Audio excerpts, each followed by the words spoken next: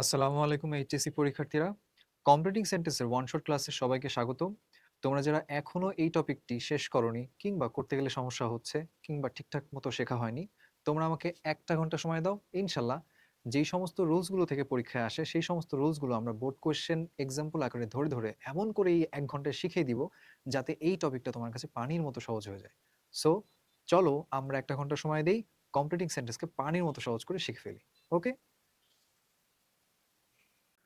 উচ্ছ্বাস এইচএসসির পক্ষ থেকে আমরা ইন্টারমিডিয়েটের প্রত্যেকটা সাবজেক্টের রেগুলার টপিক এবং চ্যাপ্টার ওয়াইজ ভিডিও আপলোড করে যাচ্ছি। তোমরা যারা ফেসবুক থেকে দেখছো অবশ্যই লাইক কমেন্ট শেয়ার করে পাশে থাকবে, এবং যারা ইউটিউব থেকে দেখছো অবশ্যই কমেন্ট করে জানাবে নেক্সট কোন চ্যাপ্টার কিংবা টপিকের উপরে তোমরা ভিডিও চাচ্ছ আমরা ইনশাল্লাহ আপলোড করার ট্রাই করব।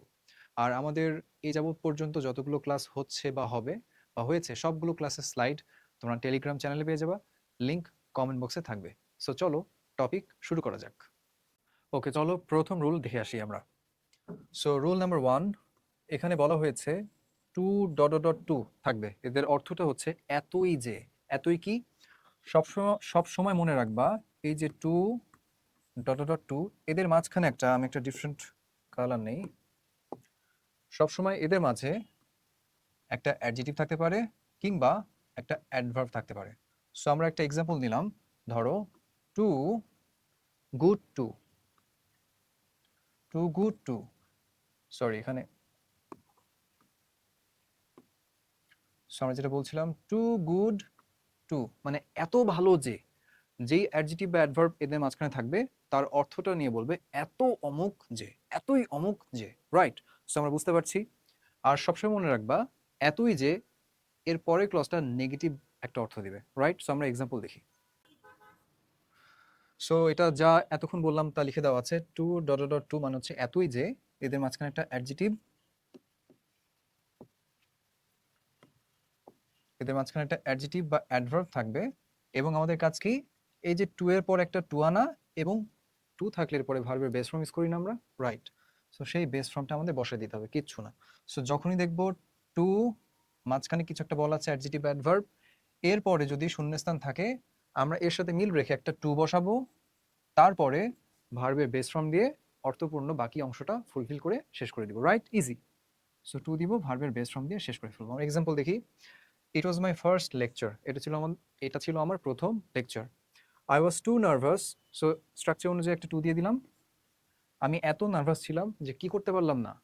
টু একটা ভার্ব নিলাম, to take the class. To take the class, আমি এতই নার্ভাস ছিলাম যে আমি কাজটা নিতে পারলাম না, কারণ এটা আমার প্রথম লেকচার ছিল। রাইট?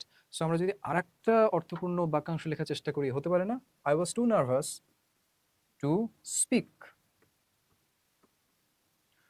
টু স্পিক সামনে অর্থে আমরা prepositional phrase in front of use করছি।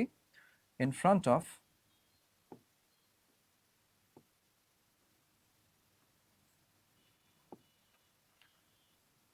to speak in front of the students.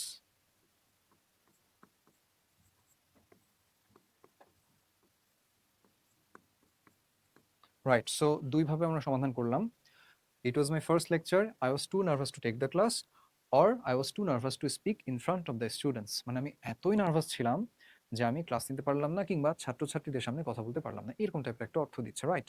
So too dot dot to, তারপরে ভার্বের বেস ফর্ম দিয়ে কাজ শেষ করে দিব। পরের এক্সাম্পলটা দেখি। এটা ছিল হচ্ছে আমাদের ময়মনসিংহ বোর্ড 2023 একটা প্রশ্ন। পরেরটা দেখি যশোর বোর্ডে। The poem is too hard. সহজ কথা, টু হার্ড টু আন্ডারস্ট্যান্ড। কবিতাটা বোঝার জন্য অনেক কঠিন, মানে কবিতাটা এতই কঠিন যে আমরা বুঝতে পারছি না, তাই না? রাইট? অনেক সহজ। কিংবা এটাকে আমরা আরেকভাবে লিখতে পারি, the poem is too hard,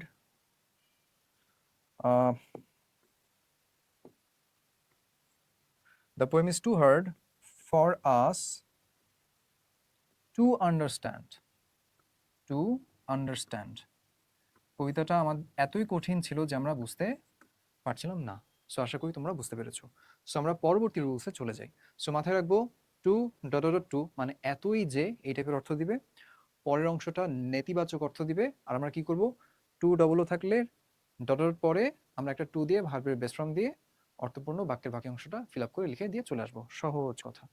so আমরা চলে যাই পরের রুলে, আশা করি আগেরটা সবাই বুঝতে পেরেছো, রাইট? এখানে একটা স্ল্যাশ থাকবে। সো দ্যাট বা ইন অর্ডার দ্যাট মানে হচ্ছে যাতে, এরা আসলে নর্মালি উদ্দেশ্য বোঝায়, পারপাস বোঝাবে। সো বিষয়টা মাথায় রাখবা।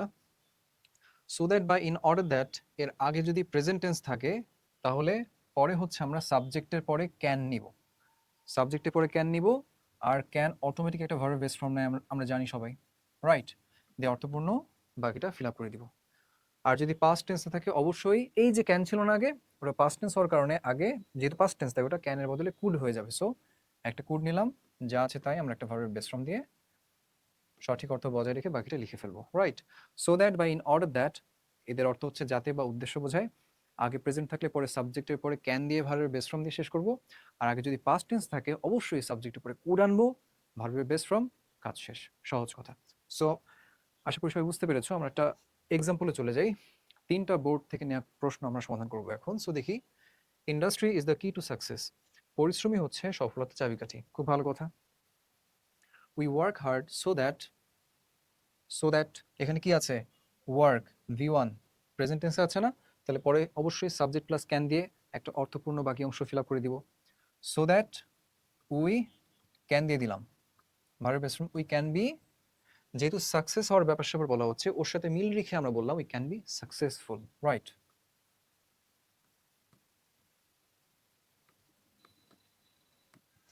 So industry is the key to success, we work hard so that we can be successful. পরিশ্রমী হচ্ছে সফলতার চাবিকাঠি। আমরা কঠোর পরিশ্রম করি যাতে করে আমরা কি হতে পারি? সফল হতে পারি, রাইট? কিংবা আমরা বলতে পারি we can achieve success, we can achieve success, ঠিক আছে? যাতে করে আমরা সফলতা অর্জন করতে পারি, এই টাইপের অর্থ দিচ্ছে, কিছুই না। So there are many obstacles in our way to success. আমাদের সফলতার পথে অনেক অবস্টেকলস আছে, মানে বাধা রয়েছে, right? We must work hard so that, Chittagong board 2025 recent question, right? So that আমরা পেয়েছি, ভালো কথা। কিন্তু এদের আগে কি আছে? সেম, মাস্ট মানে মোডাল, এরপরে ভার্বের বেস ফর্ম, মানে এক কথায় প্রেজেন্ট টেন্সই তো আছে, তার মানে আমরা সাবজেক্টের সাথে ক্যান দিয়ে কাজ শেষ করে ফেলবো। সো এখানে যেহেতু উই নিয়ে কথা হচ্ছে, সো আমরা বললাম উই, তারপরে ক্যান দিব। সো আগের বাক্যাংশের সাথে মিলিয়ে বাকি অংশটুকু ফিল আপ করবো আমরা। সো সফলতার পথে অনেকগুলো বাধা রয়েছে, আমাদের অবশ্যই কঠোর পরিশ্রম করতে হবে যাতে করে আগেরটাই তো ওটাই কপি করে দিতে পারি। We can be successful, we can be successful, right? একই টাইপের। পরেরটা দেখি, my brother will come to Rajshahi from Dhaka. আমার ভাই হচ্ছে ঢাকা থেকে রাজশাহী আসবে। I have to go to the station with view to, with a view to, আচ্ছা, উইথ এ ভিউ টু দিয়ে উদ্দেশ্য বোঝায়, আবার সো দ্যাট দিয়েও হচ্ছে উদ্দেশ্য বোঝায়। কিন্তু পার্থক্যটা কি? উইথ এ ভিউ টু নেয় ভার্ব প্লাস আইএনজি, আর সো দ্যাট নেয় হচ্ছে সাবজেক্ট প্লাস ক্যান। যদি আগে প্রেজেন্ট থাকে আর পাস্ট থাকলে পরে নেবে সাবজেক্ট প্লাস কুড দিয়ে ভার্বের বেস ফর্ম বসিয়ে সমাধান করে ফেলবো, right? So with a view two আছে, এটা উদ্দেশ্য বোঝাচ্ছে, বাট কি করবো? ভার্বের সাথে আইএনজি দিয়ে সমাধান করে ফেলবো। উইথ এ ভিউ টু, যেহেতু ভাই এসেছে তো তাকে অবশ্যই রিসিভ করতে হবে, তাহলে স্টেশনে গিয়েছে কি উদ্দেশ্যে? আমাকে স্টেশন যেতে হবে কি উদ্দেশ্যে? ভাইকে রিসিভ করার উদ্দেশ্যে। So with a view to receiving him, খুব easy, right? So with a view to থাকলে ভার্বের সাথে আইএনজি দিয়ে সমাধান করে ফেলবো। চলে যাই পরবর্তী রুল 3-তে। সো একই টাইপের কথাবার্তা, আগেও সো দ্যাট, এখনো সো দ্যাট, বাট ডিফারেন্স কি জানো? যে আমরা একটা ব্ল্যাঙ্ক শিট নিতে পারি। সো দুটো রুলকে আমরা কম্বাইন করে একটু দেখি, শর্টকাট লাগবে আমাদের কাছে, সহজ লাগবে, রাইট? সেটা কিভাবে? দেখো, সো দ্যাট, আবার আছে so dot dot dot that. যখন এরা থাকবে দুটো ক্লজের মাঝখানে, সো দ্যাট একসাথে থাকলে একটা ডিফারেন্ট কাল ইউজ করি আমরা। সো দ্যাট একসাথে যদি থাকে আমরা নিব সাবজেক্ট এবং তারপরে প্রেজেন্টের জন্য ক্যান, পাস্টের জন্য কি নেব বলো?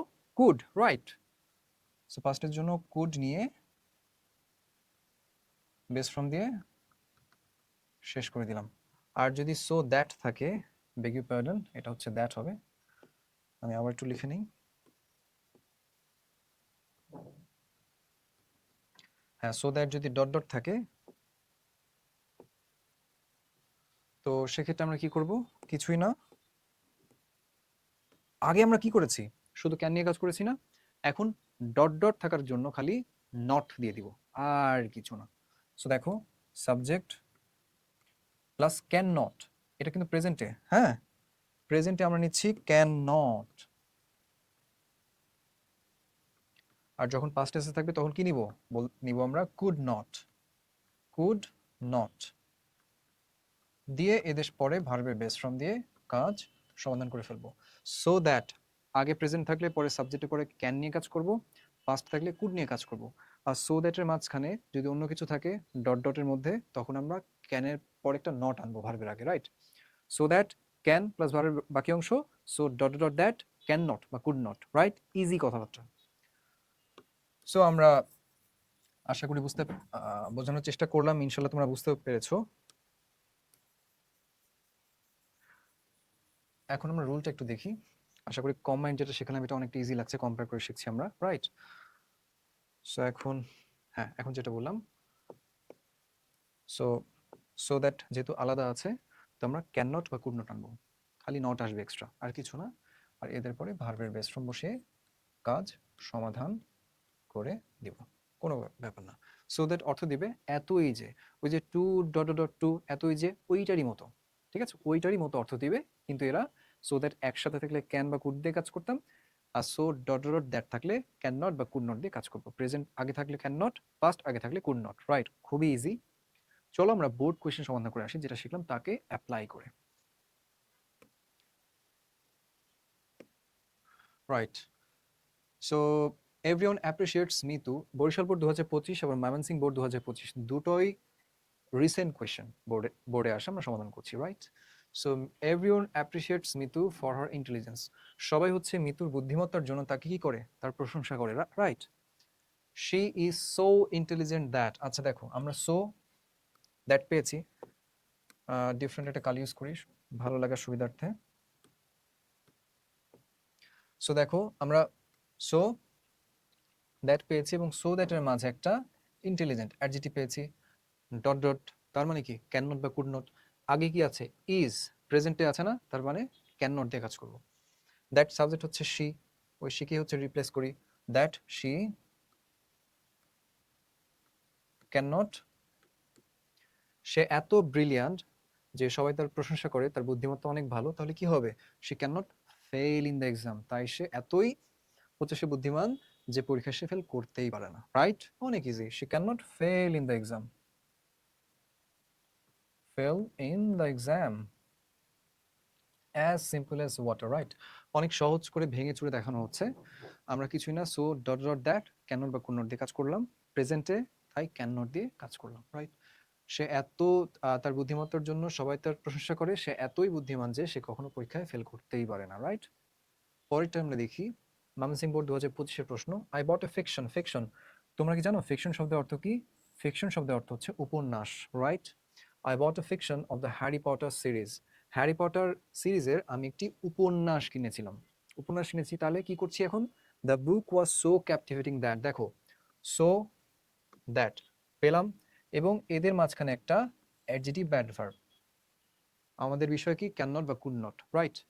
ওয়াজ এটা ভি টু না, পাস্ট টেন্স, তাহলে কুড নট দিয়ে কাজ করতে হবে। সো দেখি দ্য বুক, এখানে আই সাবজেক্ট, আই নিয়ে কাজ হচ্ছে, সো আমরা আই আনবো সাবজেক্ট হিসেবে, I could not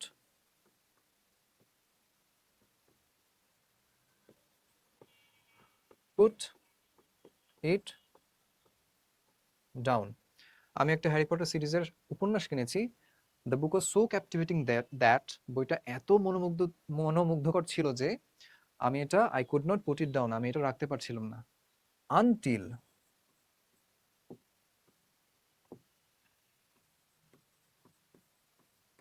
until I finished the book, যতক্ষণ না বইটা পড়ে শেষ করতে পারছি, এতই মনোমুগ্ধকর বই যে আমি রাখতে পারছিলাম না, এই ধরনের অর্থ দিচ্ছে, I finished reading it.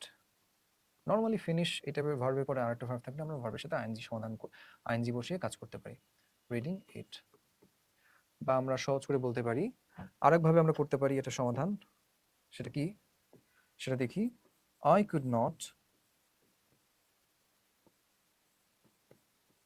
Help. কোনো কিছু না কোনো কিছু না কোনো কিছু না করে থাকতে পারি না, এই টাইপের অর্থে আমরা ক্যান নট হেল্প ইউজ করি এবং এদের পরে ভার্বের সাথে আইএনজি বসাই দিই, right? So can not help reading it. So দুইভাবে অর্থ করলাম, প্রথমটা একটু কঠিন হয়ে গেল, তাই একটু ইজি করে দিলাম পরের সমাধানটা দিয়ে, রাইট? আমরা এখন দেখি, I bought A fiction of the Harry Potter series. আমি হ্যারি পটার সিরিজের একটি উপন্যাস কিনেছিলাম। The book was so captivating that, বইটা এত মনোমুগ্ধকর ছিল, I could not help reading ইট, আমি এটা না পড়ে থাকতে পারছিলাম না, তাই না? সো আশা করি বুঝতে পেরেছো। আর উপরেরটা হচ্ছে I could not put it down until I finished reading ইট, এটা পড়া শেষ করা না পর্যন্ত আমি এটা রাখতে পারছিলাম না। সো পাস্টে করেছি কুড নট দিয়ে, যেহেতু আগে পাস্ট টেন্স ছিল, ভি2 ছিল। সো আশা করি বুঝতে পেরেছো। আমরা চলে যাই পরবর্তী রুল 4 এ। দেখো, পানির মতো বিষয়, খুবই পানির মতো একটা রুল, কি বলবো, বিশেষ করে অ্যাডমিশনের ক্ষেত্রে রুলটা খুব ইম্পর্টেন্ট। আমরা এখানেই শিখে নিচ্ছি, খুব ইজি, রাইট?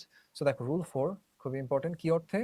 তুমি যদি পাস্ট ইনডিফিনিট পাও এবং এরপরে যদি দ্যাট পাও, কিচ্ছু চিন্তা করবে না, নর্মালি পাস্ট পারফেক্ট বসিয়ে দিবা, দেখবা অ্যান্সার মিলে গেছে, রাইট?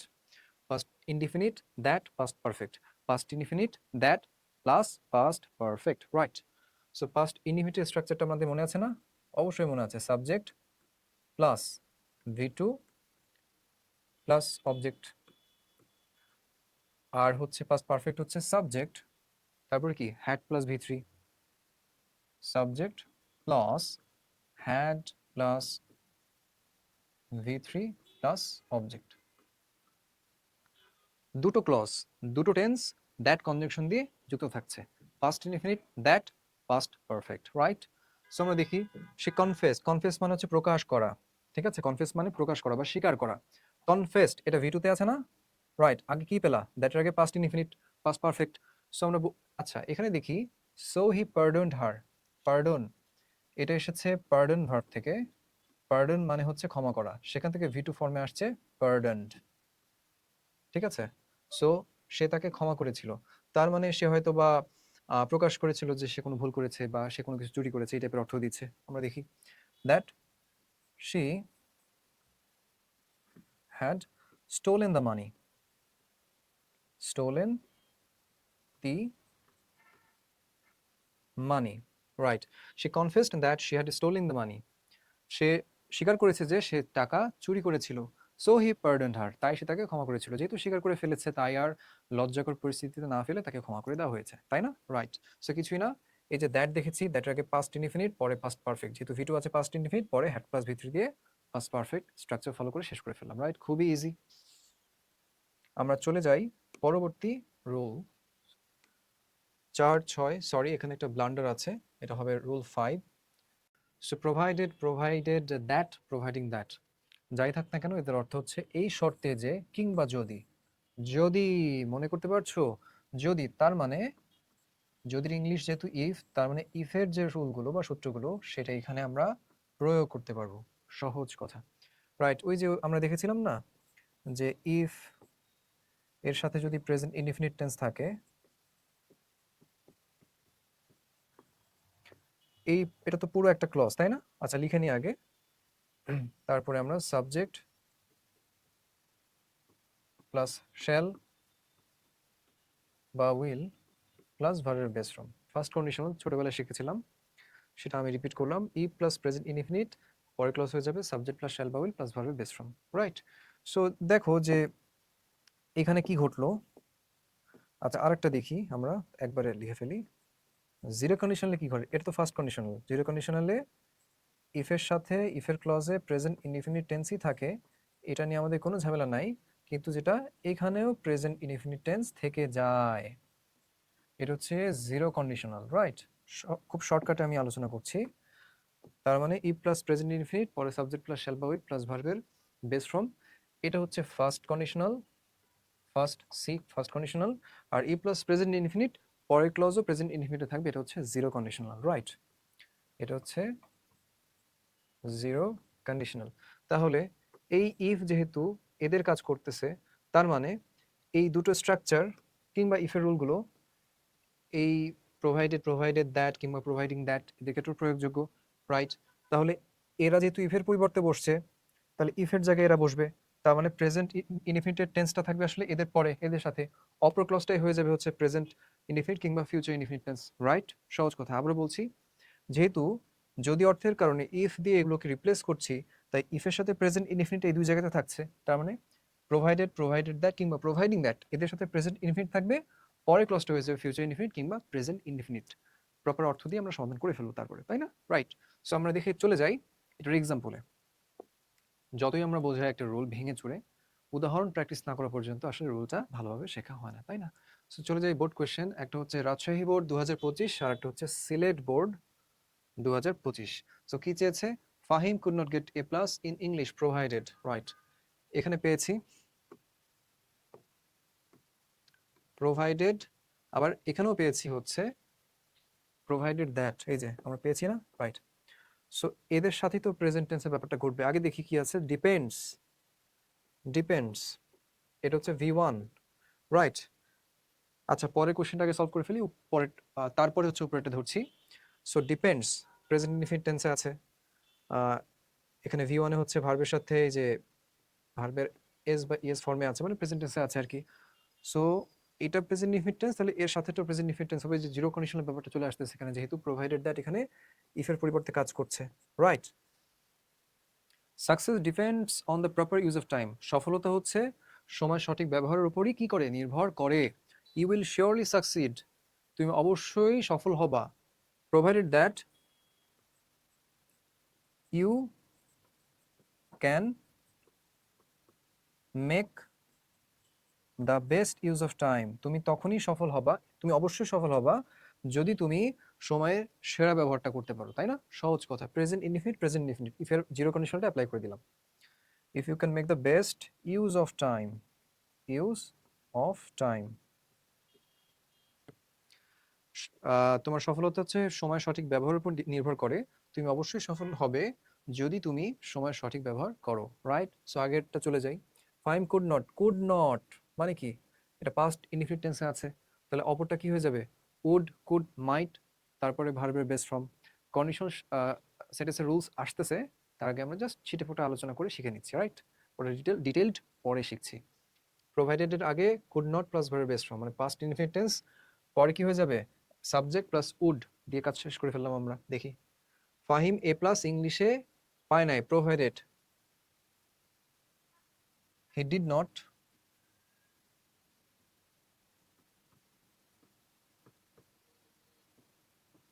স্টাডি হার্ড, অর আমরা বলতে পারি অ্যাটেন্টিভলি, অ্যাটেন্টিভলি, অ্যাটেন্টিভলি। সো দুই পাশে সেন্টেন্সে কাজ সমাধান করছি। সো ফাহিম এ প্লাস পায়নি ইংলিশে, কেন? কারণ he did not study hard or attentively, সে মনোযোগের সহিত বা কঠোরভাবে পড়াশোনা করেনি, তাই সে পায়নি। অতীতে সমাধান করে ফেললাম দুই পাশেই। সো আশা করি বুঝতে পেরেছো। আমরা চলে যাই পরবর্তী রুলের আলোচনায়। দো বা অল দো, মনে আছে একটা সেলিব্রিটি লাইন, জাতীয় বাক্য, দো he is poor, he is honest, he is honest, যদিও সে গরিব, সে কি, সে সৎ। জাতীয় বাক্য আমরা সবাই জানি, তাই না? রাইট। সো ওই রুলটাই শিখছি আমরা দো বা অল দো এর ব্যবহার দিয়ে, কমপ্লিটিং সেন্টেন্স। দো বা অল দো মানে হচ্ছে যদিও, এই টাইপের অর্থ দিবে। এর সাথে আরেকটা পড়ছি যে ডেসপাইট বা ইনস্পাইট অফ মানে হচ্ছে সত্ত্বেও বা এতদা সত্ত্বেও। দো বা অল দো মানে হচ্ছে যদিও, ডেসপাইট ইনস্পাইট অফ মানে হচ্ছে সত্ত্বেও, রাইট? অর্থটা বোঝা খুবই ইম্পর্টেন্ট।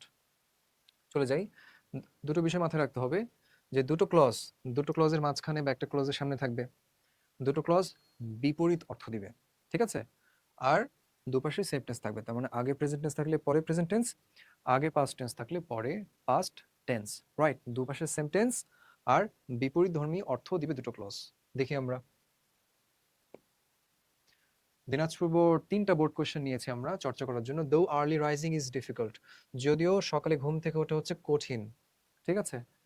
কঠিন এর অপোজিট একটা অর্থ কি? ইট ইজ ইউজফুল, কিংবা বলতে পারি, sorry,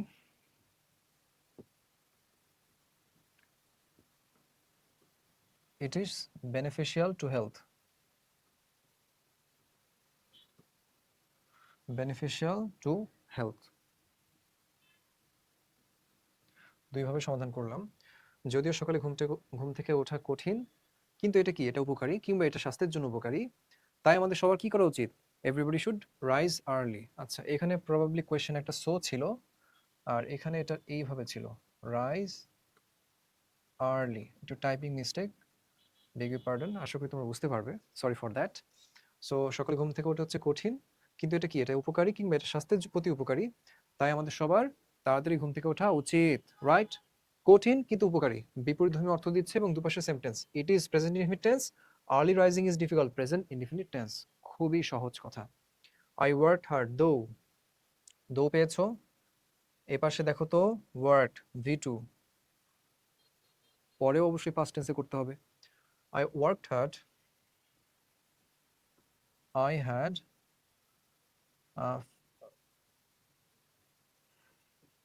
limitations.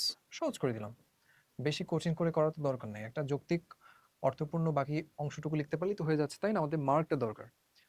So I worked hard though I had limitations. আমি কঠোর পরিশ্রম করেছিলাম যদিও আমার সীমাবদ্ধতা ছিল, কিংবা এটাকে আমরা বলতে পারি I was physically unfit, physically unfit, physically unfit.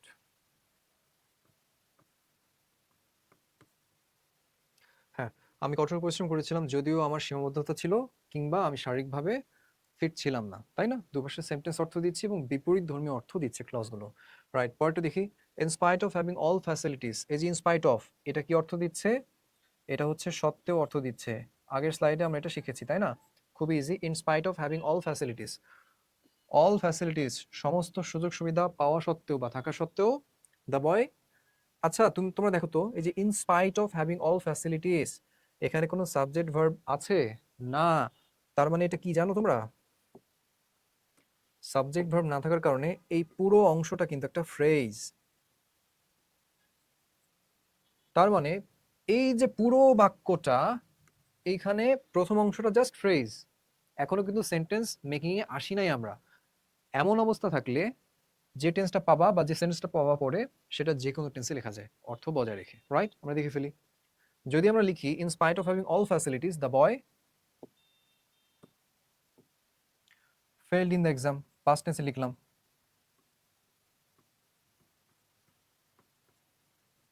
Failed in the exam. কিংবা আমরা লিখতে পারি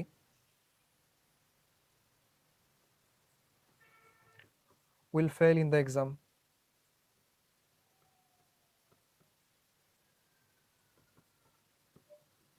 কিংবা আমরা লিখতে পারি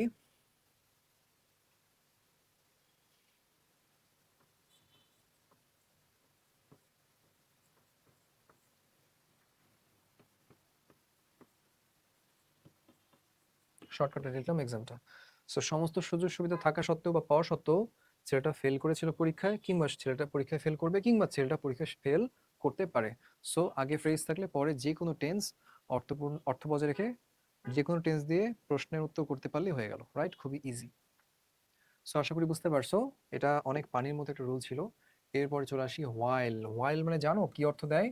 হোয়াইল শব্দের অর্থ হচ্ছে যখন। যখন আমি একটা কিছু করছিলাম, যখন আর একটা কিছু ঘটছিল, দুটো ক্লজ থাকবে। হোয়াইল এখানে যখন অর্থ দিবে, রাইট? সো হোয়াইলে দুটো ব্যবহার দেখবো আমরা।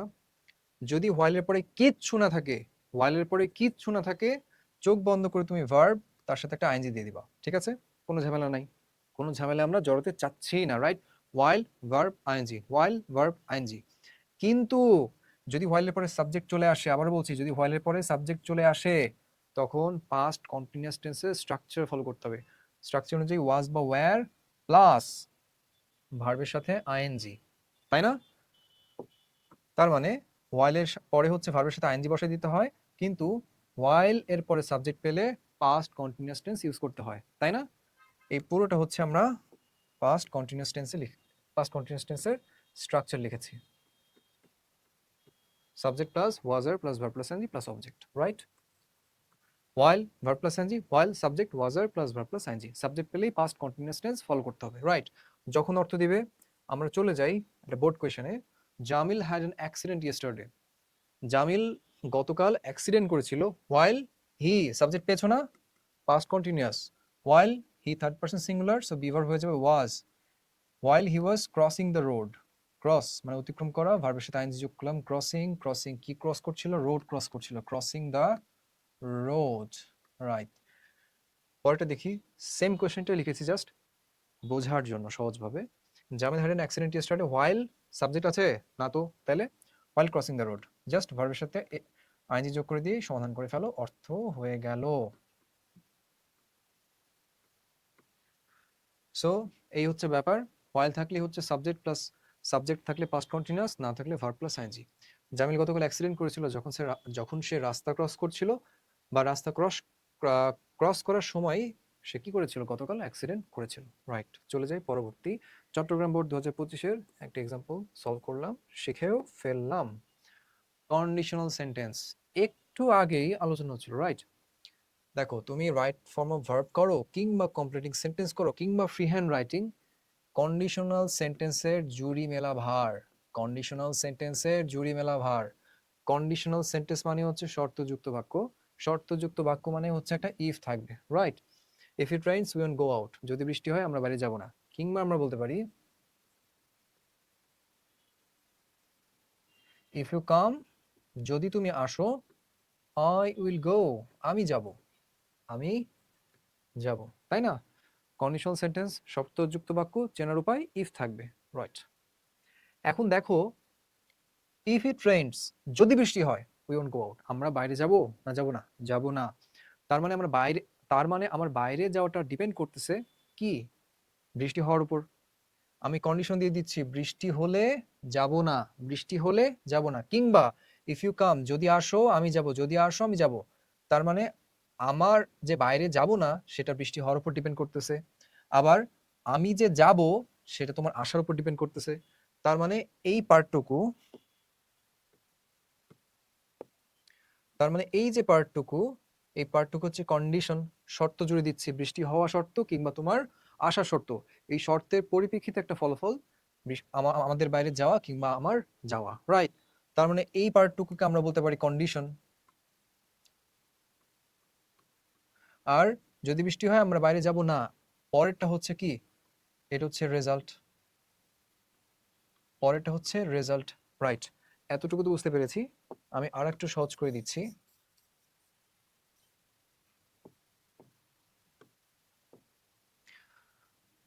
ধরো এটা একটা ক্লজ, কমা এটা একটা ক্লজ, বুঝতে পেরেছো, রাইট। এখন যে কোনো একটা ক্লজের সামনে যদি ইফ চলে আসে, এটাই হচ্ছে একটা কন্ডিশনাল সেন্টেন্সের আদর্শ স্ট্রাকচার, বুঝতে পেরেছো, রাইট। এই যে প্রথম অংশে ইফ আছে, যদি এটা হয়, এটা শর্ত জুড়ে দিচ্ছে, তার মানে এই পার্টটুকু হচ্ছে তোমার, এই পার্টটুকু হচ্ছে তোমার কি, কন্ডিশন। আর এই পার্টটুকু হচ্ছে যদি ওটা হয় এটা হবে, এই পার্টটুকু হচ্ছে রেজাল্ট। আশা করি করছি এখন তোমরা বুঝতে পেরেছো। সো আমরা এই কন্ডিশনাল রেজাল্টের পরিপ্রেক্ষিতে রুলটা আলোচনা করব ভালো করে বোঝার জন্য, রাইট। সো দেখি কন্ডিশনে কি থাকলে কি হবে।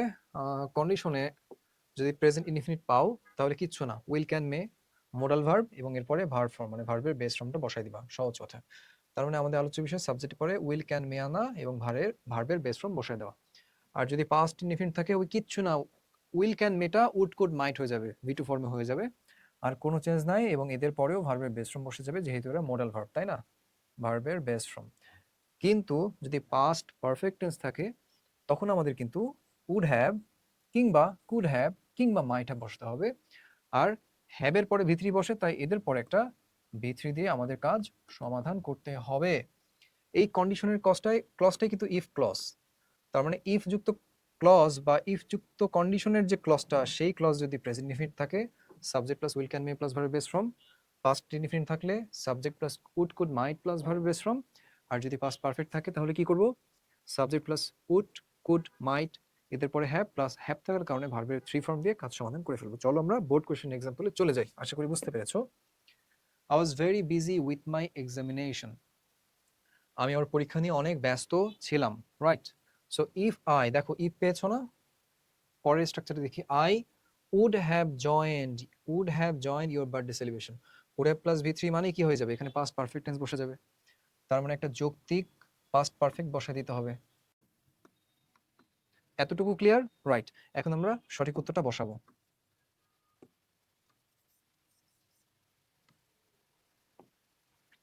আমি আমার পরীক্ষা নিয়ে ব্যস্ত ছিলাম।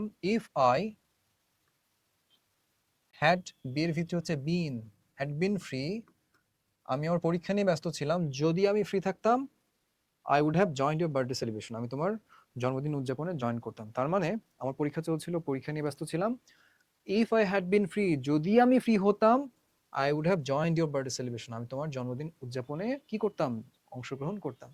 সো হ্যাড প্লাস বিয়ের ভি3 মানে কি, ই প্লাস পাস পারফেক্ট, ওই জন্য উড হ্যাভ প্লাস ভি3, আগের স্ট্রাকচারটা ফলো করে ওখানে বসিয়ে দিয়েছি, রাইট। পরের কোয়েশ্চেনটা দেখি, দ্য ফিল্ম এন্ডেড ফ্যান্টাস্টিক্যালি, এই ছায়াছবি বা চলচ্চিত্রটা দারুণভাবে শেষ হয়েছে বা সমাপ্ত হয়েছিল।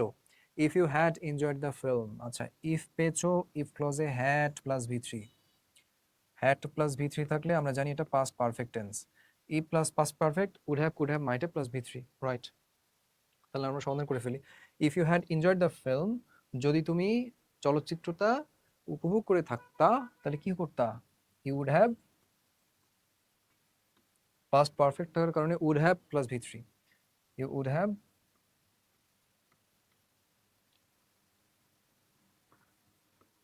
অ্যাপ্রিসিয়েট মানে প্রশংসা করা, সেটার ভি3 ফর্ম অ্যাপ্রিসিয়েটেড, কাকে অ্যাপ্রিসিয়েট করে, অ্যাপ্রিসিয়েটেড দ্য ডিরেক্টর, পরিচালককে, পরিচালকের প্রশংসা করতা তুমি। সো চলচ্চিত্রটা দারুণভাবে শেষ হয়েছিল, যদি তুমি ফিল্মটা এনজয় করে থাকতা, তুমি অবশ্যই এর পরিচালকের প্রশংসা করতা, এই টাইপের অর্থ দিচ্ছে, রাইট। সো এন্ডেড, আচ্ছা সরি, হ্যাড প্লাস ভি3 ইফ ক্লজে, so would have, could have, might have plus ভি3 অর্থপূর্ণ বাকি বাক্যাংশ দিয়ে আমরা সমাধান করে ফেললাম, right. It is time, it is high time, oh my God. আরেকটা সুন্দর এবং খুবই ইম্পর্টেন্ট রুল, আসলে সিলেক্টিভ রুলস কিন্তু পড়ানো হচ্ছে, হ্যাঁ, যেই রুলগুলো পড়লে তুমি কমপ্লিটিং সেন্টেন্সে ফুল মার্ক পাবা সেগুলোই পড়াচ্ছি, কোনো আনইম্পর্টেন্ট বা পরীক্ষায় আসে না এমন রুল নিয়ে আমাদের আলোচনা নাই। তারপরও যেগুলো 3 স্টার দেখানো হচ্ছে এগুলো একটু তুলনামূলক বেশি ইম্পর্টেন্ট, কিন্তু সবগুলোই তোমার পড়তে হবে অবশ্যই যদি তুমি ফুল মার্ক ক্র্যাক করতে চাও এই টপিকে। সো দেখা যাক, ইট ইজ টাইম বা ইট ইজ হাই টাইম, এগুলো অর্থ হচ্ছে এখনই সময় কিংবা এখনই উপযুক্ত সময়, এখনই সময় কিংবা এখনই উপযুক্ত সময় বা এটাই সঠিক সময়, এই টাইপের অর্থ দিচ্ছে। দুটো ওয়ে আছে, এদের পরে যদি কিচ্ছু না থাকে, টু প্লাস ভার্বের বেস্ট ফর্ম, সমীকরণ নাম্বার 1, আর এদের পরে যদি সাবজেক্ট পাও তাহলে ভি2 দিয়ে কাজ শেষ করে ফেলাম, মানে past indefinite tense, right.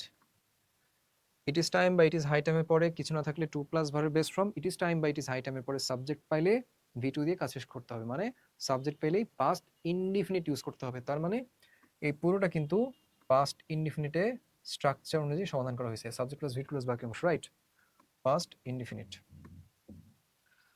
So আমরা কোয়েশ্চেন দেখি, food, sorry, food adulteration is a crime, খাদ্য দূষিতকরণ হচ্ছে এক ধরনের অপরাধ, বা খাদ্য দূষণ হচ্ছে বা দূষণ করা হচ্ছে এক ধরনের অপরাধ। ইট ইজ হাই টাইম, এটাই উপযুক্ত সময় কি করার, সাবজেক্ট নিলাম, ইট ইজ হাই টাইম। আচ্ছা, ফুড অ্যাডাল্টারেশন আমরা কি করি আর না করি এটা গভর্নমেন্টের দায়িত্ব, তাই না, সো গভর্নমেন্টকে আমরা সাবজেক্ট বানিয়ে সমাধান করব। It is high time the government, টেকের ভি3 হচ্ছে, সরি টেকের ভি2 হচ্ছে টুক, টুক proper steps.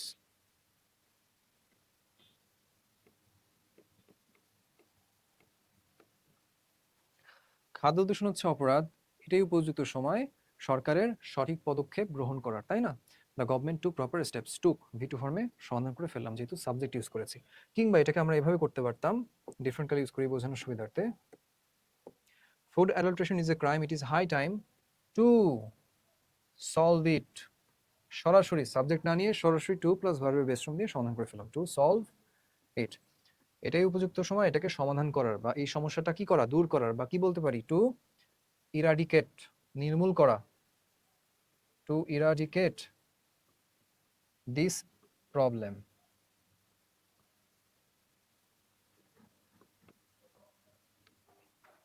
Right.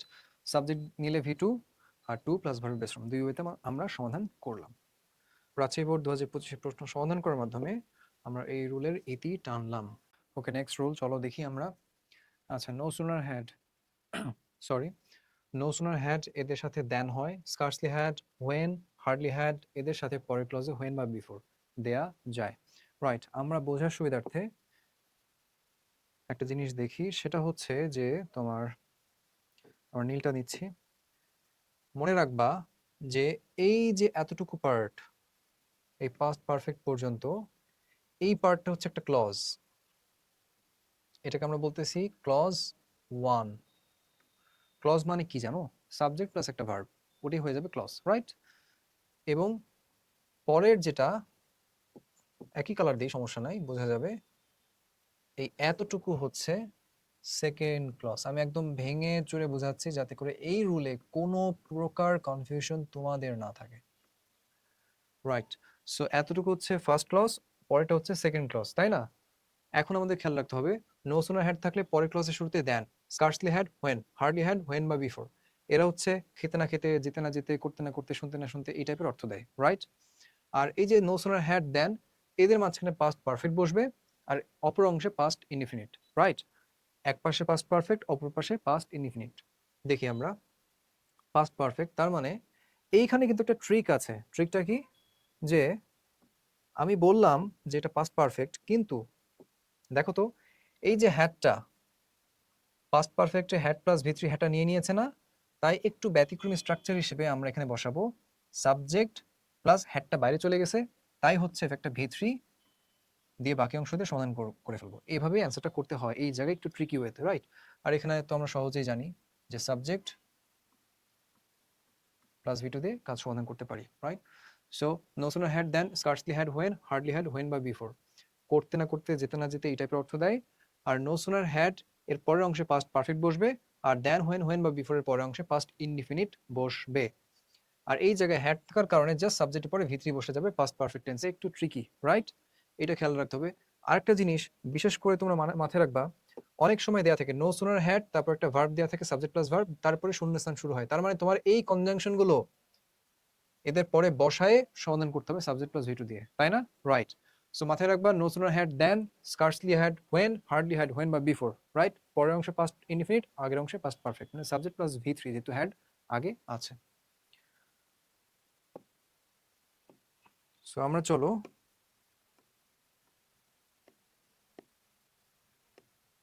Board question সমাধান করে আসি, right? So the beggar was very hungry, no sooner had, no sooner had পেয়েছো, এই যে had, no sooner had subject plus ভি3 আমরা পেয়ে গেছি। He got a piece of loaf on the road, দেনও দেয়া আছে, তার মানে আমরা জাস্ট সাবজেক্ট প্লাস ভি2 বসাই দিব। No sooner had he got a loaf of piece on the road then he started, started ভি2, এবং স্টার্টের পরে আরেকটা ভার্ব থাকলে আইএনজি যোগ করে দিই, স্টার্টেড ইটিং ইট। ভিক্ষুকটা অনেক ক্ষুধার্ত ছিল, রুটির এক টুকরো পেতে না পেতেই সে খাওয়া শুরু করেছিল, রাইট? নো সুনার হ্যাড পরের অংশে সাবজেক্ট প্লাস ভি2 দিয়ে করে ফেললাম। No sooner had he got a piece of loaf on the road then he started eating it. সহজ কথা।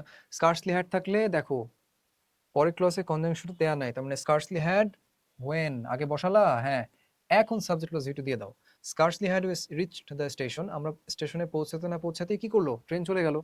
হোয়েন দ্য ট্রেন সাবজেক্ট, চলে যাওয়ার ইংলিশ হচ্ছে লিভ, সেখান থেকে ভি2 left, when the train left. আমরা স্টেশনে পৌঁছাতে না পৌঁছাতেই ট্রেনটি চলে গেল। আশা করি রুলটা অনেক সহজভাবে তোমাদেরকে সবাইকে বোঝাতে পেরেছি, রাইট? বোর্ড কোয়েশ্চেন সমাধান করলাম। পরের রুল, রুল খুবই ইজি একটা জিনিস এবং খুবই খুবই ইম্পর্টেন্ট, এটা আর একটা সেলিব্রিটি রুল। চলো আমরা সহজ করে বোঝানোর ট্রাই করি। সো অ্যাজ ইফ বা অ্যাজ দো মানে হচ্ছে মনে হয় যেন, আর সিন্স এখানে অনেক সময় অতিবাহিত হয়েছে এই টাইপের অর্থ দেবে। দুপাশে দুটো ক্লজ থাকবে, আগের ক্লজ যদি প্রেজেন্ট টেন্স হয়, পরের ক্লজ পাস্ট ইনডিফিনিট, আর আগের ক্লজ পাস্ট ইনডিফিনিট, পরের clause past perfect tense, right? মানে এক ধাপ টেন্স জাম্প করতেছে, কিন্তু এক ধাপ টেন্স জাম্প করতেছে। প্রেজেন্ট হয়ে যাবে পাস্ট, পাস্ট হয়ে যাবে পাস্ট পারফেক্ট, তাই না? অ্যাজ ইফ বা অ্যাজ দো হচ্ছে মনে হয় যেন, সিন্স মানে অনেক সময় অতিবাহিত হয়ে গেছে এই টাইপের অর্থ দিবে। এদের আগে প্রেজেন্ট পরে পাস্ট, আগে পাস্ট পরে পাস্ট, পারফেক্ট, সহজ কথা। রাইট, আমরা বোর্ড কোয়েশ্চেন দেখি সমাধান করার জন্য। রহিম মিয়া is a quack. Rahim Mia হচ্ছে হাতুড়ে ডাক্তার, right. He behaves as if, মানে মনে হয় যেন he were a qualified doctor.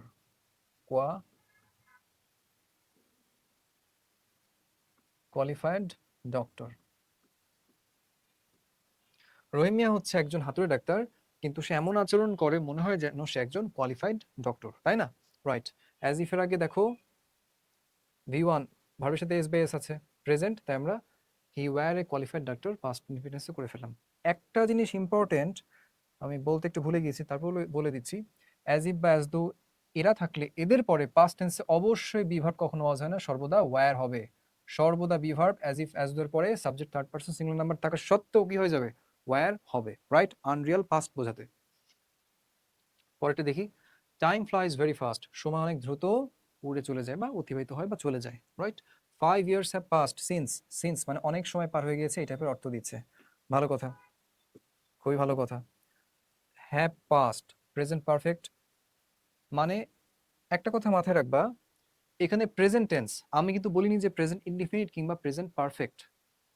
Present বর্গীয় যে কোনো tense past tense, present perfect হোক বা প্রেজেন্ট ইনডিফিনিট হোক, বুঝতে পেরেছো? রাইট। কোয়েশ্চেনটা দেখি। হ্যাভ পাস্ট এটাও প্রেজেন্ট পারফেক্ট, মানে প্রেজেন্ট বর্গীয় টেন্স, তাহলে হয়ে যাবে পাস্ট টেন্স। উই মিট সাক্ষাৎ করা, ওটার V2 হচ্ছে মেট লাস্ট। সময় খুব দ্রুত উড়ে চলে যায়, 5 বছর অতিবাহিত হয়েছে আমরা লাস্ট সাক্ষাৎ করেছি, এখানে সিন্স সময় অতিবাহিত হওয়ার অর্থে ইউজ করা হয়েছে, রাইট।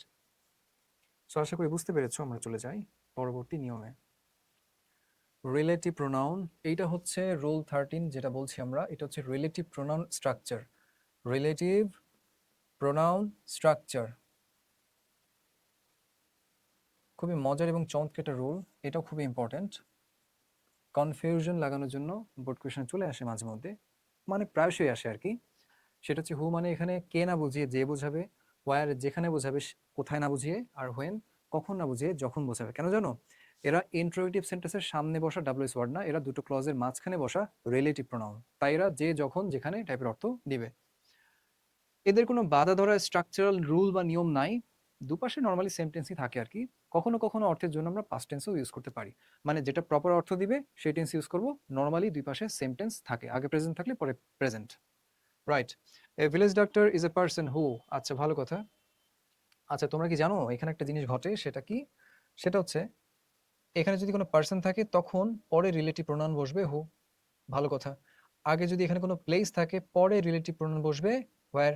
আগে যদি এখানে সময় থাকে বা টাইম থাকে তখন পরে বসবে হোয়েন, রাইট। এটা হচ্ছে রিলেটিভ প্রোনাউনের ব্যবহার সেন্টেন্সে। দেখি আমরা, এ village doctor is a person, একজন গ্রাম্য ডক্টর হচ্ছে এমন একজন ব্যক্তি। দেখো ইজ ওরা প্রেজেন্ট টেন্সে করেছে, তাহলে আমরা প্রেজেন্ট টেন্সে রাখি। সো আমরা দিতে পারি না হু ট্রেটস।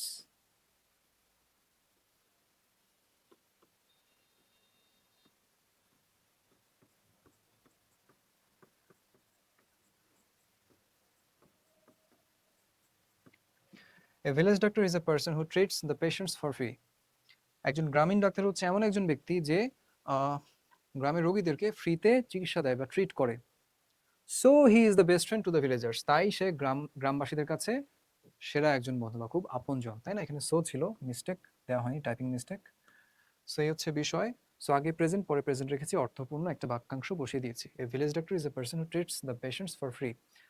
গ্রামীণ ডাক্তার হচ্ছে এমন একজন ব্যক্তি যে রোগীদেরকে ফ্রিতে চিকিৎসা দেয়, তাই সে গ্রামবাসীদের সেরা বন্ধু বা প্রিয় বন্ধু, রাইট। পরেরটা দেখি। English is an international language, ইংরেজি হচ্ছে আন্তর্জাতিক ভাষা, রাইট।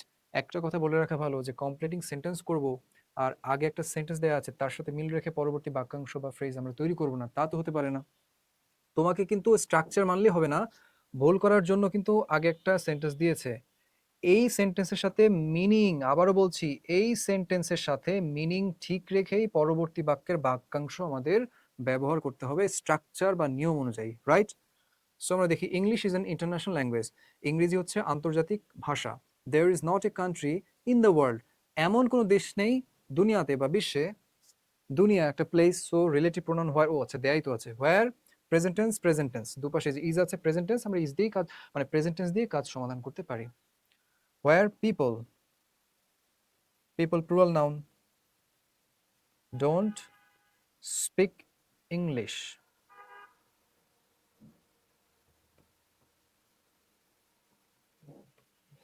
ইংরেজি হচ্ছে আন্তর্জাতিক ভাষা, এমন কোনো দেশ নেই দুনিয়াতে যেখানে মানুষ ইংরেজিতে কথা বলে না। প্রেজেন্ট টেন্স অর্থপূর্ণ বাক্যাংশ বসিয়ে দিলাম, কাজ সমাধান হয়ে গেল। আশা করি রিলেটিভ প্রোনাউনের এই রুলটা সুন্দর করে তোমরা বুঝতে পেরেছো। রাইট, আমরা অলমোস্ট প্রবাবলি শেষের দিকে। সো দেখে নেই, বিকজ অফ বা ডিউ টু, এরা মানে কারণে বা জন্য এই টাইপের অর্থ দেয়, কোনো কিছু কারণে, because of something, due to something. Right, তিনটা ব্যাপার দেখাবো। তুমি সরাসরি বিকজ অফ এর পরে নাউন বসাতে পারো, রাইট, কিংবা সরাসরি বিকজ অফ এর পরে পজিটিভ প্লাস নাউন বসাতে পারো। এ নাউন বা এখানে নাউন ফ্রেজও বসতে পারে। নাউন ফ্রেজও বসতে পারে। নাউন ফ্রেজ মানে কি? নাউন ফ্রেজ মানে হচ্ছে সিম্পলি কিছুই না, অ্যাডজেটিভ তার সাথে নাউন যোগ করে দিয়ে, কিংবা নাউনের সাথে আরো দু একটা এক্সট্রা ওয়ার্ড যোগ করে দিয়ে তোমার নাউন ফ্রেজ তৈরি করতে পারো, তাই না? রাইট, এরকম নাউন বা নাউন ফ্রেজ দিতে হবে, এটা একটা নিয়ম, এটা একটা নিয়ম। কিংবা পজেসিভ, পজেসিভ কোনগুলো?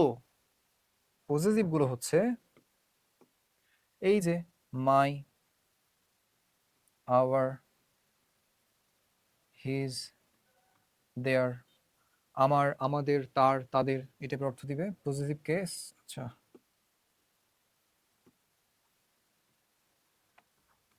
এবং তার সাথে একটা নাউন, মানে আমাদের কি, ওই কিছু একটা নাউন, নামবাচক শব্দ বসে দিব, এইটা একটা হচ্ছে নিয়ম। পরেরটা থেকে ভার্ব প্লাস আইএনজি, কিছু না, ওই যে বিকজ অফ এর এখানেও কি আছে, এখানেও আছে তোমার প্রিপজিশন, তাই স্ট্রাকচারালি পরে ভার্বের সাথে আইএনজি যোগ করে দিবা, কাজ সমাধান হয়ে গেল, তাই না? Right, verb plus ING, right. So এটাকে আমরা 3 নাম্বার বলতে পারি। সো তিনটা ওয়ে আছে, বিকজ অফ বা ডিউ টু মানে কারণে বা জন্যে, এদের পরে আমরা নাউন ফ্রেজ বসাতে পারি বা নাউন বসাতে পারি, কিংবা পজিটিভ কেস মাই, আওয়ার, হিজ, হার, এগুলোর সাথে একটা নাউন বসাতে পারি, কিংবা ভার্ব প্লাস আইএনজি দিয়েও সমাধান করতে পারি। তবে এইখানে একটু মিস্টেক আছে। দেখো ডিউ টু, আমি বলি এই যে ডিউ টু, এই টু এর সাথে ভার্ব প্লাস আইএনজিটা যাবে না, এই টু এর সাথে ভার্ব প্লাস আইএনজিটা যাবে না, এটা একটু খেয়াল রাখতে হবে, এইখানে একটু মিস্টেক আছে। তাই তোমরা আপাতত এই জিনিসটা নিয়ে একটু কম ভাবো, তাহলেই তোমাদের মঙ্গল। রাইট, বোর্ড কোয়েশ্চেনের সমাধান সমাধান করতে চলে যাই, চলো। Right, they had to postpone their journey because of, তাদেরকে তাদের যাত্রা হচ্ছে পোস্টপোন মানে স্থগিত করতে হয়েছে, বা যাত্রা থেকে বিরত থাকতে হয়েছে, কেন? Because of the bad weather, খারাপ আবহাওয়ার কারণে। Because of the bad weather, খারাপ আবহাওয়ার কারণে। Weather noun, bad adjective, article the, একটা নাউন ফ্রেজ হয়ে গেল না? Easy, right. কিন্তু একটা কথা মাথায় রাখবা যে বিকজ অফ এর পরে আমরা স্ট্রাকচার ইউজ করছি, কিন্তু বিকজ যদি থাকে দুপাশে ক্লজ বসবে। বিকজ অফ এর পরে যা একটু আগে শিখলাম, দেখো একটু মনোযোগ দিয়ে দেখো, বিকজ অফ এর পরে নাউন বা noun phrase, positive plus noun, এরা কিন্তু ক্লজ না, সাবজেক্ট প্লাস ভার্ব সিরিয়ালি না, এরা জাস্ট ফ্রেজ, তাই না? কিন্তু বিকজ অফ না থেকে যদি বিকজ একা থাকে, অবশ্যই ক্লজ নিতে হবে, মানে সাবজেক্ট এবং একটা ফাইনাইট ভার্ব বসিয়ে শেষ করতে হবে। সো দেখি আমরা, many of the politicians are corrupt, রাজনীতিবিদদের অনেকেই হচ্ছে কি, দুর্নীতিবাজ। People hate them because, because of না বিকজ, বিকজ একা, সাবজেক্ট ভার্ব ক্লজ আনতে হবে। বিকজ দে, সহজে বলতে পারি দে আর ডিসঅনেস্ট, দে আর ডিসঅনেস্ট। রাজনীতিবিদদের অনেকেই হচ্ছে দুর্নীতিবাজ, মানুষ তাদেরকে ঘৃণা করে, বিকজ দে আর ডিসঅনেস্ট, কারণ তারা অসৎ, এই জন্যই তো ঘৃণা করে, তাই না? সহজ কথা। আমরা বিকজ অফ এর আগে দেখো people hate them, present, because of, because এর পরেও প্রেজেন্ট টেন্স রেখেছি অর্থের জন্য। পরেরটা দেখি, truthfulness is a great virtue, সত্যবাদিতা হচ্ছে মহৎ গুণ, বিকজ, বিকজ একা ক্লজ তৈরি করতে, বিকজ ইট বিল্ডস ট্রাস্ট, সত্য কি মানুষের মধ্যে বিশ্বাস তৈরি করে, ট্রাস্ট অ্যান্ড কনফিডেন্স, আত্মবিশ্বাসও সত্য তৈরি করতে পারে, কনফিডেন্স। অ্যামাং পিপল, মানুষের মধ্যে, অ্যামাং পিপল, রাইট। সত্যবাদিতা মহৎ গুণ, কারণ এটা মানুষের মধ্যে বিশ্বাস এবং আত্মবিশ্বাস তৈরি করতে পারে, রাইট। খুবই সহজ কথা, আশা করি বুঝতে পেরেছো। বিকজ এর পরে নর্মালি দুপাশে সেম টেন্স থাকবে সচরাচর, এবং অর্থপূর্ণ ক্লজ আনতে হবে, কিন্তু বিকজ অফ ফ্রেজ নিবে, ক্লজ নিবে না। আবার বলছি, বিকজ অফ ফ্রেজ নিবে, ক্লজ নিবে না, কিন্তু বিকজ থাকলে দুপাশেই ক্লজ হবে, বিকজ এর পরেও ক্লজ হবে, এবং দুপাশে নর্মালি সেন্টেন্স থাকবে একটা সুন্দর অর্থ আনয়নের জন্য, রাইট। আমরা এই নিয়ে কমপ্লিটিং সেন্টেন্সের যেই সব রুলসগুলো থেকে পরীক্ষায় আসে, ওই সব রুলসগুলো বোর্ড কোয়েশ্চেন সহকারে ভেঙে চুরে চুরমার করে শিখিয়ে দিলাম। আশা করি কমপ্লিটিং সেন্টেন্স এখন থেকে অনেক ইজি লেখা শুরু করবে। চলো আমরা যা শিখেছি তা নিয়ে কিছু বোর্ড কোয়েশ্চেন সমাধান করে আসি। এতক্ষণ ভেঙে চুরে পড়েছি, এখন একটু ফাস্ট হইতে আমরা পড়ি তো, দেখি পারি কিনা। সো দেখি, when ever I go to visit the factory, যখনই হচ্ছে আমি ফ্যাক্টরি ভিজিট করতে যাই, আমরা বলতে পারি আই হোয়েন গো, ভিওয়ান না, পরেও সেম টেন্স, প্রেজেন্ট টেন্স বা ফিউচার টেন্সও রাখতে পারি আমরা, সমস্যা নেই। I find him absent, I find him absent, কিংবা I find him missing. Find এরপরে আরেকটা ভার্ব থাকলে ভার্বের সাথে আইএনজি যোগ করে দিই। আমি যখনই ফ্যাক্টরিতে যাই তখনই আমি তাকে অনুপস্থিত পাই বা তাকে মিসিং, সে নাই এই হিসেবে তাকে খুঁজে পাই। কেন সে থাকে না? He must account for his absence, তাকে অবশ্যই এই অনুপস্থিতির জবাবদিহিতা করতে হবে, রাইট। পরেরটা দেখি, ইউ আর নাও সিক, তুমি এখন অসুস্থ, ঠিক আছে। Call me in case, in case, আচ্ছা মনে রাখবা, ইন কেস এর দুপাশে নর্মালি সেম টেন্স দিয়ে আমরা সমাধান করে থাকি। ইন কেস মানে হচ্ছে যদি টাইপের অর্থ দিবে, এমন যদি হয় এই টাইপের অর্থ দিবে, দুপাশে সেম টেন্স বজায় রেখে আমরা সমাধান করে থাকি। Call me in case you need it, তুমি এখন অসুস্থ, আমাকে কল করো যদি তোমার প্রয়োজন হয়, দুপাশে সেম টেন্স অর্থের জন্য রেখে দিয়েছি ইন কেস, রাইট। পরেরটা দেখি, সে কনফেসড, একটু আগে দেখলাম এটা সলভ করে আসছে অলরেডি। সে confessed that she had stolen the money, সে প্রকাশ করেছে বা স্বীকার করেছে যে সে টাকা চুরি করেছে, তাই যেহেতু সে স্বীকার করেছে তাকে সে ক্ষমা করে দিয়েছে। Sub past indefinite plus that plus past perfect, এই রুলটা অ্যাপ্লাই করেছি। ইট ওয়াজ ভেরি কোল্ড, এটা অনেক ঠান্ডা ছিল, right. They had to put on warm clothes, তাদেরকে গরম কাপড় পরিধান করতে হতো, কেন? সো দ্যাট, আচ্ছা সো দ্যাট আছে না, একসাথে আছে মানে ক্যান বা কুড দিয়ে কাজ করতে হবে। আগে কি আছে? দে হ্যাড, ভি টু, তাহলে কুড দিয়ে কাজ করব। সো দ্যাট দে, এখানে দে, তাহলে দে নিয়ে কাজ করব আমরা। সো দ্যাট দে কুড, তার রক্ষা করতে পারবে নিজেদেরকে গরম কাপড় পরিধান করে ঠান্ডা থেকে। দে কুড সেভ দেমসেলভস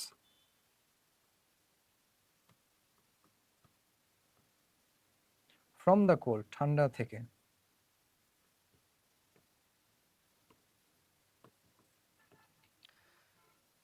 অনেক ঠান্ডা, তাদেরকে গরম কাপড় পরিধান করতে হবে হতো যাতে তারা নিজেদেরকে ঠান্ডা থেকে রক্ষা করতে পারে। আগে পাস্ট আছে তাই পরে কুড দিয়ে ভার্বের বেস ফর্ম দিয়ে সমাধান করে ফেললাম অর্থ বজায় রেখে, রাইট। সো পরের কোয়েশ্চনে চলে যাই। The girl was all alone in the, আচ্ছা আমরা এটা কোন বোর্ড সমাধান করছি? ঢাকা বোর্ড 2025। আমরা কিন্তু বোর্ড কোয়েশ্চনে অলরেডি চলে এসেছি, আমি এটা শুরুতে বলতে ভুলে গেছি, sorry for that. Dhaka board 2025 সমাধান করছি, ডি পর্যন্ত করলাম, ইতে চলে যাই। The girl was all alone in the room, মেয়েটি রুমে সম্পূর্ণ একা ছিল। হোয়েন আই রিটার্নড, যখন আমি প্রবেশ করেছিলাম, she looked at me as দো, এই যে অ্যাজ দো, এর আগে কি আছে? লুকড, ভি টু, মানে পাস্ট ইনডিফিনিট, আগে পাস্ট থাকলে পরে পাস্ট পারফেক্ট, রাইট। সো আমরা বসিয়ে দিই, সাবজেক্ট নিলাম হ্যাড, বি এর ভিতরে বিন নিলাম, ও সরি এটা সি এর ভিতরে নিব, দেখা অর্থে ইউজ করবো একটা ভার্ব, সি এর ভিতরে scene, scene a ghost, ghost ভূত, ভূতে ধরে নাই, জাস্ট মজা করলাম। মেয়েটা হচ্ছে রুমে একা ছিল সম্পূর্ণ, যখন আমি প্রবেশ করলাম সে আমার দিকে এমন ভাবে তাকালো মনে হয় সে যেন একটা ভূত দেখেছে, as though she had seen a ghost, মনে হয় যেন সে ভূত দেখেছে আমাকে দেখে, রাইট, যেহেতু সে একা ছিল, ভয় ছিল আর কি। হ্যাড প্লাস ভি থ্রি, যেহেতু আগে লুকড পাস্ট আছে। The man tried heart and soul to get the job but couldn't, লোকটি মনে প্রাণে চাকরি পাওয়ার জন্য চেষ্টা করেছে কিন্তু সে পেয়েছে না, পায় নাই। হ্যাড হি গট এ, আচ্ছা সামনে কখনো হ্যাড বসে ইফের কাজ করে, সামনে কখনো হ্যাড বসে ইফের কাজ করে, সেক্ষেত্রে আমরা ইফের রুলগুলো অ্যাপ্লাই করে দিব। হ্যাড হি গট, এখানে হ্যাড আছে এবং পরে গেটের ভি থ্রি হচ্ছে গট আছে, তাহলে হচ্ছে কি পাস্ট পারফেক্ট। ইফের ক্লসে পাস্ট পারফেক্ট আছে মানে পরের ক্লসে would have could have might have plus V ভার্বের three form, right. Had he got the job, the man নিয়ে বলা হচ্ছে, প্রোনাউন হচ্ছে he, would have plus V three দিয়ে কাজ সমাধান করো, would have led a happy life. লোকটা চাকরি পাওয়ার জন্য প্রচুর নিবেদিতভাবে চেষ্টা করছিল কিন্তু পায় নাই, যদি সে চাকরি পেতো সে একটা ভালো জীবন লাইফ লিড করতে পারতো, তাই না? সো উড হ্যাভ যেহেতু হ্যাড ভি থ্রি, তাই হচ্ছে পাস্ট পারফেক্টের জন্য would have plus V three দিয়ে কাজ করলাম। He would have led a happy life. Lead মানে পরিচালনা করা, সেটা ভি থ্রি হচ্ছে লেড, এলইডি। দো, দো এর রোল, দুপাশে আলাদা ক্লজ, আলাদা বিপরীতধর্মী clause, same tense, right. Where, so কি ওয়্যার মানে পাস্ট, সো পাস্টে করব। দো উই ওয়্যার থার্স্টি, যদিও আমরা তোমার তৃষ্ণার্ত ছিলাম, we could not drink the water, আমরা পানি খেতে পারিনি, কেন? উই কুড নট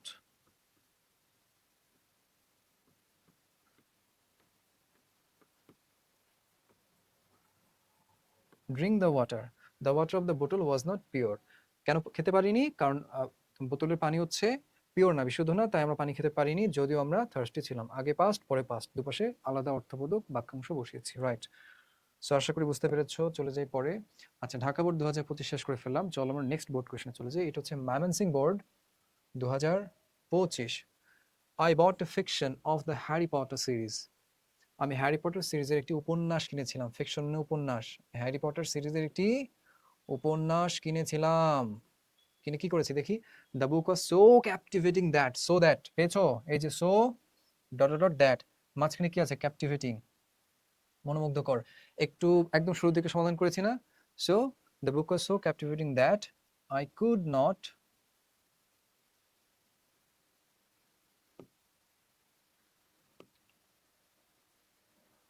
সরি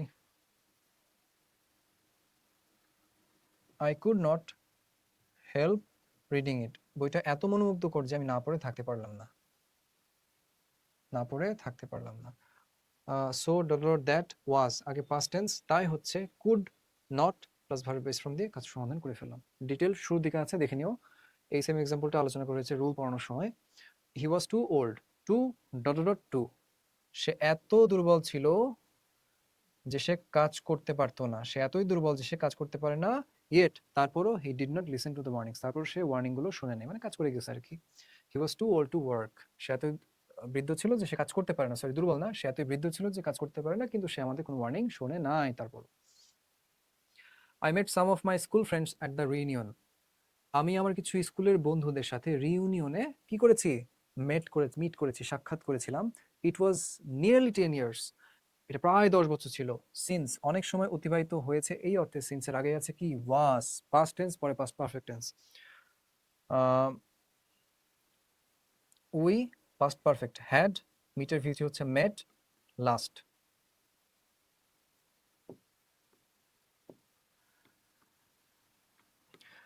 আমি আমার কিছু স্কুল বন্ধুদের সাথে রিইউনিয়নে সাক্ষাৎ করেছি, প্রায় 10 বছর অতিবাহিত হয়েছে যে আমরা একে অপরের সাথে সাক্ষাৎ করেছিলাম শেষবার, right. Okay. Rupa gained weight, it is high time, এখানে সচরাচর কি ছিল, ডট ডট ছিল, একটু টাইপিং মিস্টেক, আশা করি তোমরা কনসিডার করবা। Rupa has gained weight, it is high time she, it is high time she lost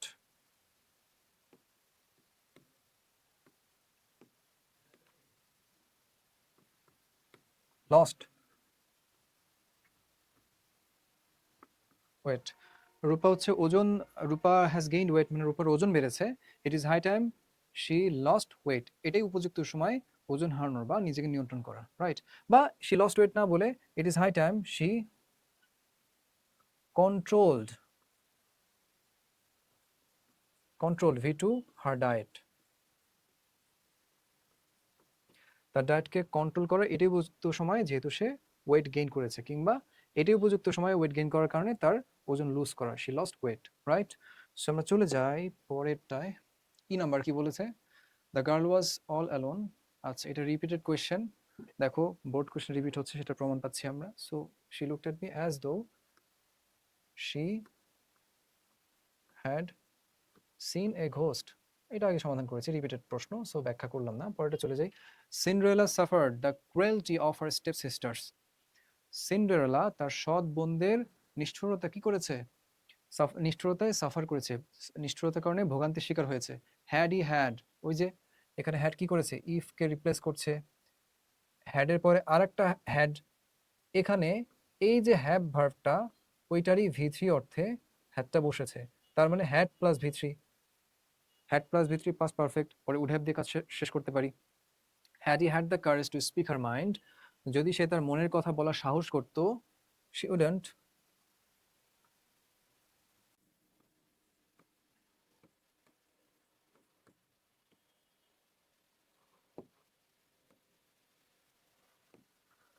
এটা প্রোটেস্টেড ছিল।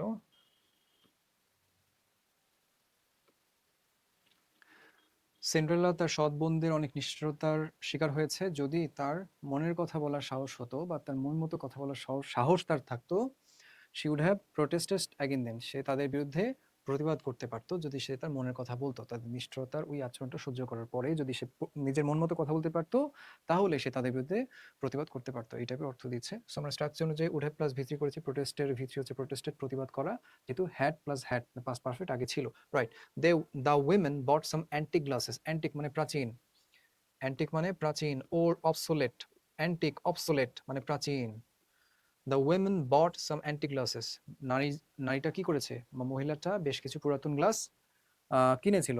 She carried them carefully, lest, আচ্ছা লেস্ট থাকলে সাবজেক্টের পরে শুড বা মাইট দিয়ে ভার্বের বেস ফর্ম দিয়ে কাজ শেষ করতে হয়। লেস্ট মানে নয়তো বা নতুবা বোঝায়, লেস্ট মানে নয়তো কিংবা নতুবা, কিছু একটা করতে হবে নতুবা কিছু একটা ঘটবে, এই নয়তো বা নতুবা অর্থে লেস্ট বসাই, আর লেস্টের পরে স্ট্রাকচার হচ্ছে একটা সাবজেক্ট বসাবো, তার তারপরে শুড বা মাইট বসাবো, তারপরে শুড বা মাইট বসিয়ে ভার্বের বেস ফর্ম দিয়ে কাজ শেষ করে দিব। তো দেখি পরের কোশ্চেনটা কি বলেছে। Our farmers are very hard working, আমাদের কৃষকরা হচ্ছে প্রচন্ড কঠোর পরিশ্রমী। They work hard so that, এই যে সো দ্যাট পেয়েছো না, সো দ্যাটের আগে কি আছে, ওয়ার্ক, ভি1 আছে, তার মানে সো দ্যাটের আগে প্রেজেন্ট, মানে পরে হচ্ছে ক্যান দিয়ে কাজ শেষ করে ফেলবো, রাইট। দে হচ্ছে ফার্মার্স নিয়ে কথা বলা হচ্ছে, সো আমরা ডেটা নিয়ে আসলাম, so that they can produce, can যেহেতু মোরাল, ভার্বের বেস ফর্ম ইউজ করলাম, প্রডিউস মোর ক্রপস। সো দেখি, আমাদের কৃষকরা হচ্ছে প্রচন্ড পরিশ্রমী, তারা কঠোরভাবে পরিশ্রম করে বা কাজ করে, সো দ্যাট যাতে তারা আরো বেশি শস্য উৎপাদন করতে পারে। সো দ্যাটের আগে প্রেজেন্ট, তাই পরে ক্যান দিয়ে, পরে ভার্বের বেস ফর্ম দিয়ে অর্থপূর্ণ বাক্যাংশ তৈরি করে ফেললাম, তাই না? So that they can produce more crops, right. পরের কোয়েশ্চেনটা দেখি। আচ্ছা, ইতিমধ্যে আমরা মোটামুটি ময়মনসিংহ বোর্ডটা কমপ্লিট করে ফেললাম, এখন দেখি দিনাজপুর বোর্ড 2025-এর প্রশ্নের শুরুর দিকে কি আছে। সো এতে বলা হচ্ছে ইট ইজ সুইমিং, আচ্ছা রাইট। শূন্যস্থানের আগে দেখো সুইমিং, সুইমিং মানে কি হচ্ছে সাঁতার কাটা, সাঁতার কাটা, তো এটা একটা কোনো কনসেপ্ট, কোনো বিষয়, তাই না? আমরা হুইচ বা দ্যাট রিলেটিভ প্রোনাউন তার পরবর্তীতে আনতে পারি, এনে ফেললাম। It is swimming that is essential, it is swimming that is essential for us, এটা হচ্ছে সাঁতার যেটা আমাদের জন্য প্রয়োজনীয়। ইট মেক্স আস স্ট্রং, এটা আমাদেরকে শক্তিশালী করে। সো খুবই সহজ একটা জিনিস, দুই পাশে প্রেজেন্ট টেন্স রেখেছি, আর একটা বিষয় নিয়ে বলা হচ্ছে, তার জন্য রিলেটিভ প্রোনাউন আমরা দ্যাট দিয়ে শুরু করেছিলাম। পরের কোয়েশ্চেনটা দেখি। দো এর রুলটা চলে আসলো আবার। দো early rising is difficult, everybody should rise early. দো থাকলে দুপাশে সেন্টেন্স থাকবে আর বিপরীত ধর্মী অর্থ বোঝাবে। সো দেখি, ইজ আছে প্রেজেন্ট, পরেও প্রেজেন্ট, রাইট। সো যেহেতু আর্লি রাইজিং, যদিও আর্লি রাইজিং হচ্ছে কঠিন, কিন্তু এটা উপকারী, বিপরীত ধর্মী অর্থ নিয়ে আসলাম। It is useful, useful to us, sorry,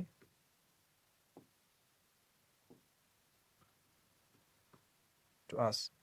যদিও সকালে ঘুম থেকে ওঠা কঠিন, কিন্তু এটা আমাদের জন্য প্রয়োজনীয়। এভরিবডি শুড রাইজ আর্লি, তাই সবার প্রত্যেকদিন খুবই তাড়াতাড়ি ঘুম থেকে ওঠা উচিত, রাইট। পরেরটা দেখি, এ বার্কিং ডগ। আচ্ছা, এটা একটা প্রবাদ, a barking dog seldom bites.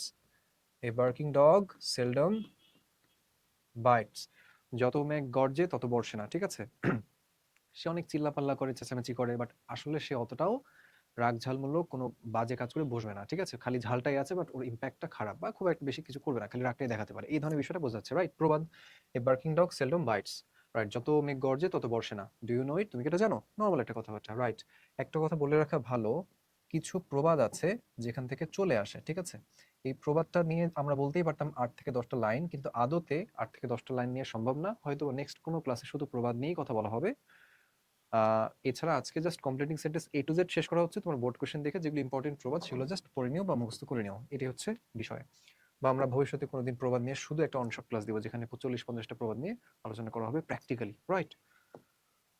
So a barking dog seldom bites. পরেরটা দেখি, ইউ আর ভেরি টায়ার্ড, তুমি অনেক ক্লান্ত, টায়ার্ড, ক্লান্ত। ইউ উড বেটার, আচ্ছা উড বেটার এবং would better, had rather, had rather, এগুলো থাকলে ভার্বের বেস ফর্ম বসা দিই আমরা, তাই না? সো উড বেটার পেয়েছি, ভার্বের বেস ফর্ম দিয়ে কাজ শেষ করে ফেলবো। You would better take rest, take some rest, যেহেতু তুমি ক্লান্ত তোমার বরঞ্চ কিছুক্ষণ রেস্ট নেওয়া উচিত বা প্রয়োজন, এরকম একটা বিষয়। যেহেতু তুমি ক্লান্ত, you you would better take some rest, তোমার বরঞ্চ কিছুক্ষণ রেস্ট নেওয়া উচিত বা কিছু রেস্ট নেওয়া উচিত, বিশ্রাম নেওয়া উচিত, রাইট? যাই হোক, সরি। পরেরটা দেখি, the novel written by Milton is very interesting. এই যে সাহিত্যটা মিল্টন দ্বারা লিখিত হয়েছে এটা হচ্ছে খুবই আকর্ষণীয়, তাই না? আই রেড ইট, আমি এটা পড়েছিলাম when, I red it when I was in college, right. দেখো এখানে হোয়েন ডিফারেন্ট কাল ইউজ করি আমরা, হোয়েন একটা রিলেটিভ প্রোনাউন, দুপাশে হচ্ছে সেম টেন্স রাখার চেষ্টা করেছিলাম বা বলেছিলাম, বাট বলেছিলাম এটাও যে কখনো কখনো প্রয়োজনীয় অর্থ আনার জন্য আমরা পাস্ট টেন্সও ইউজ করতে পারি, তাই না? রাইট, সেটা আমি বলছি, সেটাই অ্যাপ্লাই করছি এখানে। আই রিড ইট, আমি এটা পড়েছিলাম যখন আমি কলেজে ছিলাম, অর্থের জন্য পাস্ট টেন্স নিয়ে আসলাম, যদিও দুপাশে প্রেজেন্ট দিয়ে কাজ সমাধান করা যেতে পারতো, বাট অর্থের জন্য পাস্ট আনলাম, রাইট। মিল্টনের লেখা সাহিত্যটা খুবই আকর্ষণীয় ছিল, আমি এটা পড়েছিলাম যখন আমি কলেজে ছিলাম, রাইট। পরেরটা দেখি, truthfulness is a great virtue, সত্যবাদিতা মহৎ গুণ, বিকজ, বিকজ থাকলে, সরি, বিকজ অফ থাকলে তো স্ট্রাকচার জানি, ফ্রেজ আনতে হবে, আর বিকজ থাকলে দুপাশে ক্লজ লাগবে, কারণ বোঝাবে বিকজ দিয়ে। বিকজ ইট বিল্ডস, যেহেতু আগে হচ্ছে ইজ এ আছে প্রেজেন্ট টেন্স, পরে আমরা প্রেজেন্ট টেন্সে একটা অর্থবোধক ক্লজ আনবো। Because it builds trust and confidence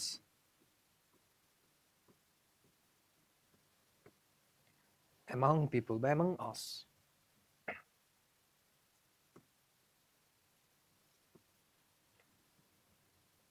among us, right.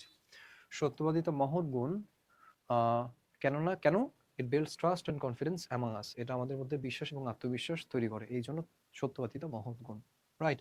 পরেরটা দেখি, corrupt persons are not only dishonest but also criminals, দুর্নীতিবাজ মানুষজন শুধুমাত্র অসতই না, তারা অপরাধীও, তাই না?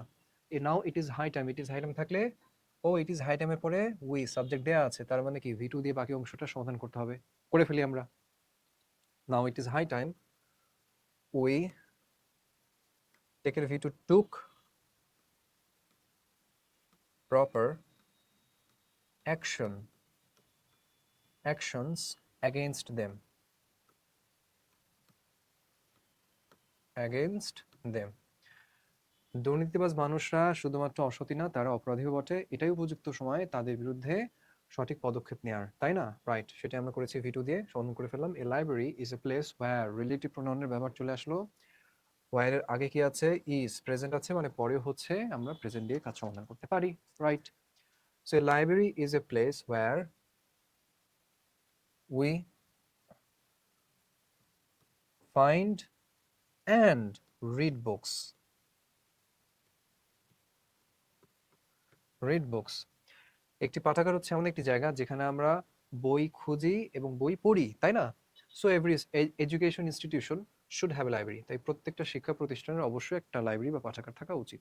আর স্লাইড নেই, তার মানে হচ্ছে আমরা completing sentence A to Z শেষ করে ফেললাম। শুধু আমরা শেষ করিনি, পরীক্ষায় যেই সমস্ত রুলস থেকে আসে সেই সমস্ত রুলসগুলোই আমরা খুবই ভেঙে চুরে বোর্ড কোয়েশ্চেনের এক্সাম্পল ধরে ধরে তোমাদেরকে শেখালাম এ টু জেড। আশা করি প্রবাদগুলো যদি বোর্ড কোয়েশ্চেন সমাধান করার সময় মুখস্থ করে ফেলো বা পড়ে ফেলো, এই টপিকে তোমাদের আর কোনো সমস্যা থাকবে না ইনশাল্লাহ। এখন থেকে কমপ্লিটিং সেন্টেন্সে তোমরা হবে বস, রাইট? আর যাই শেখো না কেন, যত বেশি প্র্যাকটিস করবে ততই তোমাদের চর্চাটা ঠিক থাকবে, যেমন ঠিক তেমনি তোমরা বিষয়টা ক্লিয়ারও হবা, তাই না? সেই কথাবার্তা বলি শেষ করলাম। এই ক্লাসের মাধ্যমে আমরা রুলগুলো আলোচনা করলাম, বোর্ড কোয়েশ্চেন আলোচনা করলাম। সো আশা করি কমপ্লিটিং সেন্টেন্স পানির মতো সহজ করে দিতে পেরেছি। ইনশাল্লাহ নেক্সট কোনো ইংলিশের চ্যাপ্টার নিয়ে তোমাদের সাথে আবারও দেখা হবে। Till then, tata, bye by.